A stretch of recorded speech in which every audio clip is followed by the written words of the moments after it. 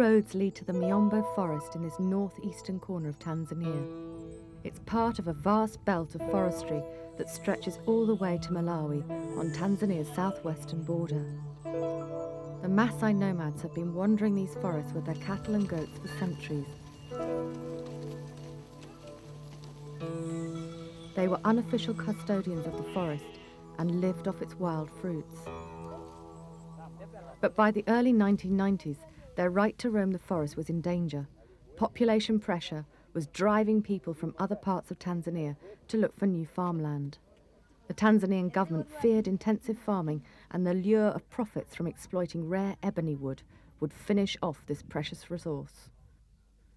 So in 1993, government forestry officers seized control of the forest and made it illegal for anyone, Maasai or newcomer, to carry out any activities inside it.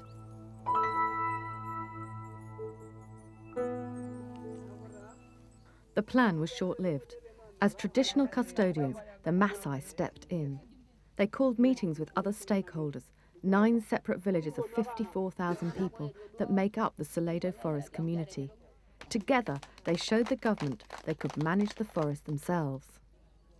Each village formed independent environmental committees that laid out bylaws for the sustainable use of the forest, fining people who disobeyed. Yeah, 10 years ago, actually everyone had a right to chop anything he wants from the forest. And this distracted a lot of good trees which are very economical. There are some rules which have been made. Now if a person from one village goes to another village and chops some trees, first he will be caught, and then if the law binds him, he will be fined. For the time being, they are doing a good job because now you find that we as the foresters, our roles has changed from policing to advisory role. And also we are just facilitating the villagers. Instead of going harassing people, now we are friends with them. Not only have the village committees come up with strict laws to protect the forest, they've also divided the forest into different areas of activity.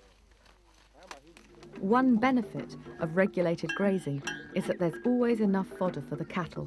This in turn increases milk yields. Asha Kasambo has bumped up milk production even more by adding salted maize to the diet of her 11 cows.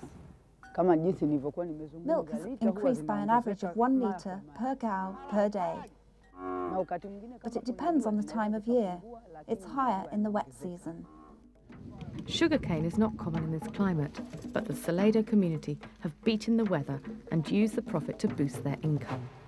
It's very unusual to find for sugarcane in most of the places because the rain here is very low. But ever since this area was taken over by the community in Suledo, they have improved tremendously the management aspect of the water source, and now you have the underground water improving a lot. But the most dramatic improvement is the increase in maize production.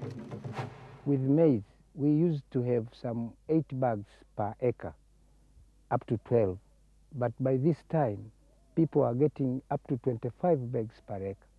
This is a very good improvement we have seen. With the ever-present Suledo forest guards on the lookout for timber thieves, the wildlife is also protected. And for the first time in living memory, animals are returning to their forest home. Sometimes the names of the animals are not in my head in English, but I think some elephant. And this unusual creature, a pangolin.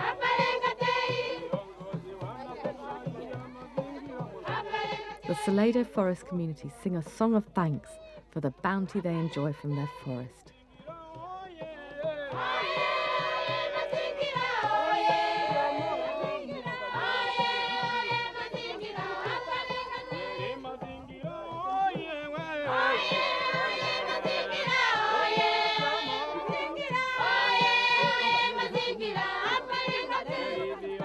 Wanapura ya mazingira.